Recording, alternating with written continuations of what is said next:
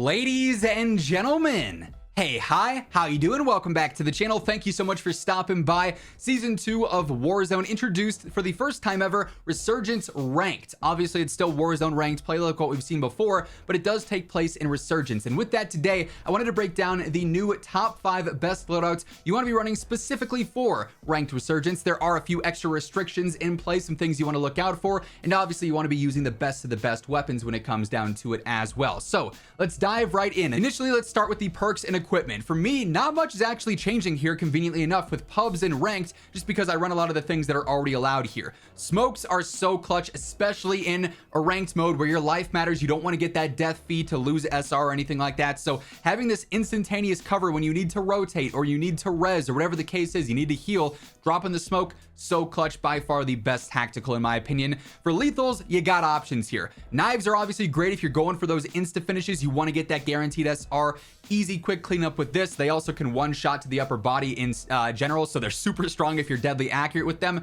Frags just got buffed, and I love these as well. So between throwing knives and frags, I don't really think you can go wrong. It's really just a preference thing and how much you value those insta finishes with the throwing knives. And then for perks, like I said, I don't actually have any restrictions here between pubs and ranked because none of this stuff is outlawed. But you know, if you were an active bird's eye user, that's not an option here. That is banned for ranked. But flex, obviously, warning you of the equipment and getting that better footstep audio is clutch because it's reducing your combat noise. Tempered is so good. Quick plate up so you can get back to full health. That's obviously clutch for rechalling. Double time for better tack sprints. And Mountaineer so you don't have to worry about fall damage. If you're like me and you're prone to fall damage, this is the best thing in the world. It's my favorite perk ever. It's so nice being able to jump off of rooftops and not have any concern whatsoever. So that's great there. Let's talk weapons now for the remainder of the video because the perks and equipment are the same on every single loadout. Initially here, I got the Bruen, I got the HRM9, two beasts. You got every distance covered here with some of the best TTK options in the game. The Bruen is low recoil, has one of the best long-range TTKs. HRM9 is snappy, it's aggressive, easy to use, and has a great close-range TTK. So for the Bruen setup here, not really all that much is changing with my pub setup. Spirit Fire Suppressor, obviously keeping me off the radar. That's pretty clutch in a ranked mode. Range, velocity, and control benefits on there. I got the Horizon Barrel here. Better velocity, better control. You could also use the Ferocity one if you're super comfortable with this gun. It doesn't offer control, but it gives you better range, and that's always nice too. So pick your poison with that. Bruen heavy support underbarrel, pretty straightforward here. Helps out with stability, horizontal control, which is the most difficult to actually predict, so makes your weapon a lot more predictable in the long run. 60 round mag, so it's a lot more aggressive and agile for an LMG than the 2.5 times Eagle Eye Optic you'll see on pretty much all my mid to long range weapons here. Then for the HMR9, this is something that I use specifically in ranked. That's where this setup is sort of based out of. I do use the Zen MN35 compensator here, downgrading from the Jack-B in terms of control, but I'm actually getting a shortened radar ping, so when I'm shooting unsuppressed, it won't stay up for as long, and I'm getting some decent control back out of this. It only hurts the velocity a tad bit, which is not a huge deal for an SMG, so nice to have there. They did nerf the damage range on the HRM9 with Season 2, so I like using the Princeps long barrel. It does extend that first damage range back out to 16 meters, which is super clutch for having that optimal TTK.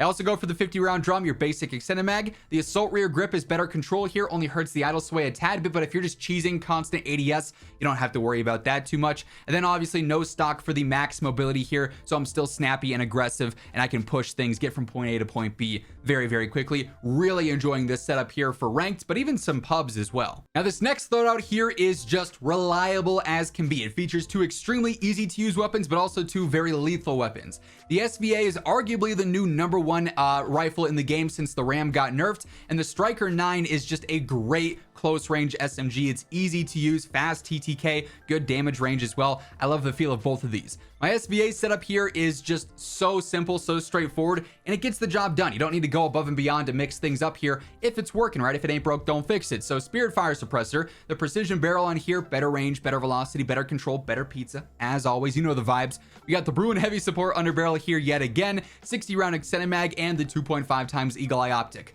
Not a unique setup whatsoever, but it fries and I love the feel of it. And then for the Striker 9 here, I am actually using the JAK BFB, although if you wanted to, this is just total preference based because obviously they're both helping out with control, the JAK BFB more so, but if you care about being on the radar, obviously you probably don't want to be on the radar for longer with that advanced UAV ping of the JAK BFB. You could quickly just go through and change over to the Zen M35, which has that shortened radar ping. You won't get as much control out of this, but it's still a really easy weapon to use, so you could go either or there. The Striker long barrel helps out with velocity and range, extends that first damage range a little bit, and its mid-range is actually really effective as well. 50 round extended mag here. I don't love the irons, and I feel like I'm super accurate using the Nidar model 2023, so I throw that on here. And then again, I go for no stock for that max mobility, crazy sprint to fire, ADS speed, strafe speed, general movement speed. Love the feel of that. So this is a really reliable SMG, easy to use, and it'll fry up close. By the way, as we get into the remainder of the loadouts here today, if you guys are new to the channel, every single day I got you covered with news, updates, patch notes, meta breakdowns. It's all right here. So if you're interested, feel free to hit that subscribe button to always stay up to date.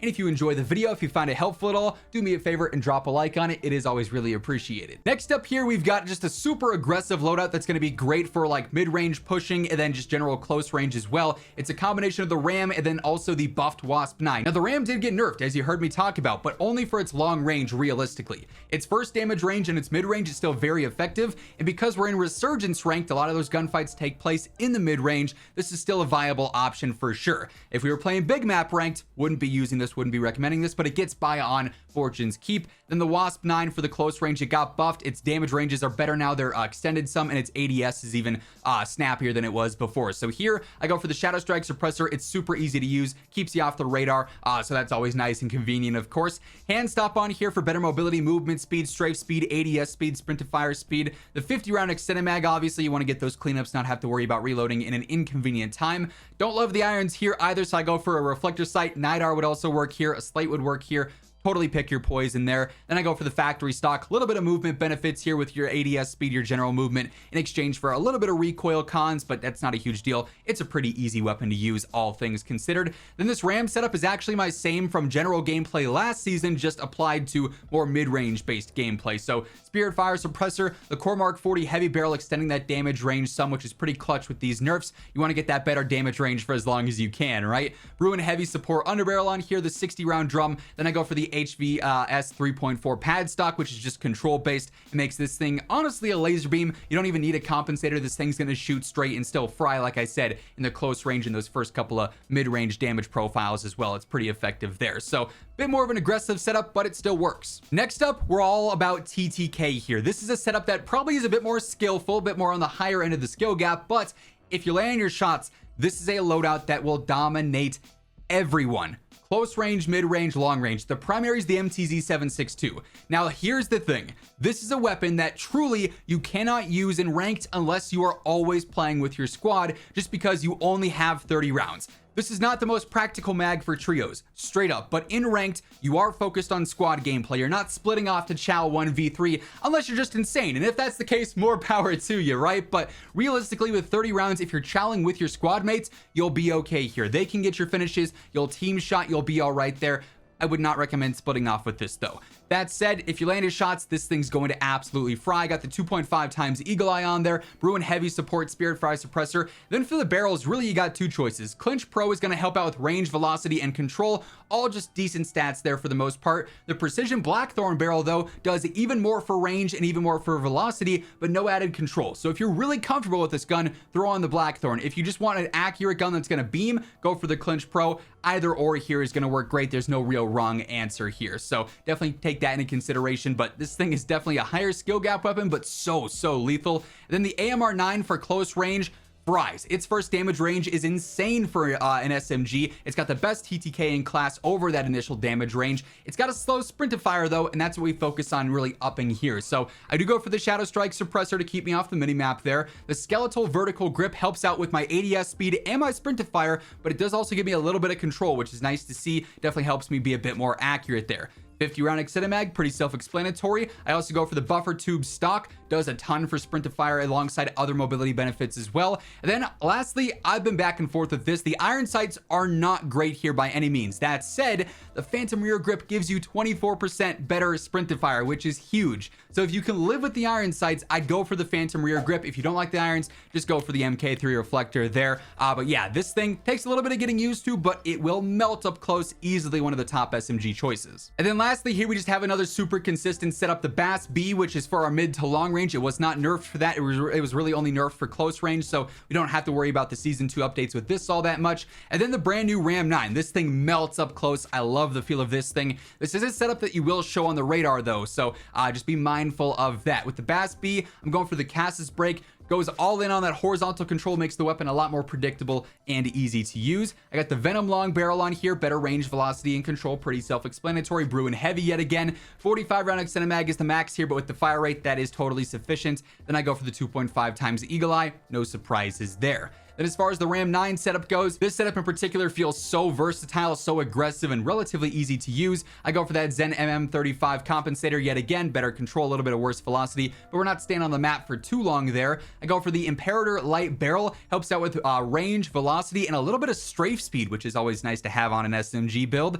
50 round extended mag, I go for the Retort 90 rear grip, better control at the cost of idle sway, which is not a huge deal for SMG gunfights. Then I go for the Motion tac pad stock, helps out with sprint to fire and ADS speed, hurts your control just a little bit, but not really a huge deal. This is a pretty straightforward weapon to use. So all these setups today for ranked play work incredibly well. You can certainly pick your poison amongst all of them, mix and match them if you want to. There are plenty of good options right now for ranked in general. You just got to be mindful of some of those restrictions in play, as to not use weapons that really work well with some of those guns that might be restricted, right? But that is going to wrap things up. If you enjoyed the video, if you found it helpful, do me a favor and drop a like on it. And if you're new to the channel, you want to guarantee that every day you're up to date with all things going on in COD, be sure to hit that subscribe button on your way out. But once again, thank you so much for tuning in, and until next time, take it easy, have an awesome rest of your day, and I'll catch you later. Peace out.